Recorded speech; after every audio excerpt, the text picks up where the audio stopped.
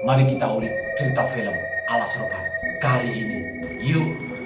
Alas Roban mengangkat kisah horor penuh teror yang berawal dari perjuangan seorang ibu tunggal bernama Sita. Setelah bertahun-tahun hidup serba terbatas di Pekalongan, Sita akhirnya mendapat pekerjaan baru di sebuah rumah sakit di Semarang. Demi masa depan yang lebih baik, ia memutuskan pindah bersama putrinya Gendis yang memiliki keterbatasan dalam penglihatan. Perjalanan mereka dilakukan dengan menaiki bus terakhir yang melewati jalur angker, sebuah kawasan hutan yang sudah lama dikenal dengan cerita mistis dan ritual kelam. Malam itu, nasib buruk mulai menghampiri. Bus yang mereka tumpangi mendadak mogok di tengah perjalanan. Dan sejak kejadian tersebut, hidup Gendis berubah drastis. Gendis mulai mendengar suara asing, menggambar simbol-simbol aneh, serta mengalami kerasukan hampir setiap malam. Perlahan terungkap bahwa Gendis menjadi incaran sosok gaib bernama Dewi Raras, arwah penuh dendam yang marah karena sebuah janji ritual lama telah dilupakan. Dibantu sepupunya Tika dan Anto, seorang supir ambulan yang paham akan mitos Alas Roban, Sita harus kembali ke hutan terkutuk tersebut untuk menjalankan ritual terakhir sebelum malam keramat tiba. Film ini dibintangi oleh peran utama yaitu Mikhail Zydit sebagai Sita, seorang ibu tunggal yang berjuang keluar dari keterbatasan hidup dan rela menghadapi teror demi keselamatan putrinya. Farah Sakila sebagai Gendis putri Sita yang memiliki keterbatasan penglihatan dan menjadi target kekuatan gaib setelah melewati Alas Roban.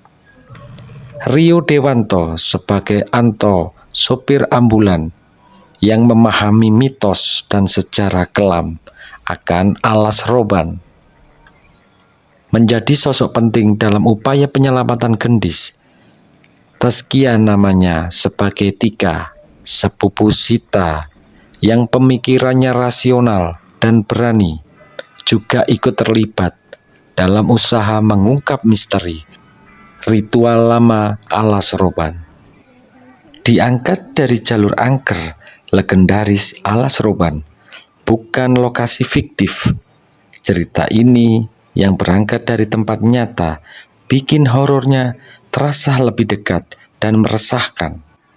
Horor ritual yang jarang dipakai film ini tidak cuma mengandalkan penampakan, tapi fokus pada ritual lama, janji spiritual, dan konsekuensi mistis yang dilanggar.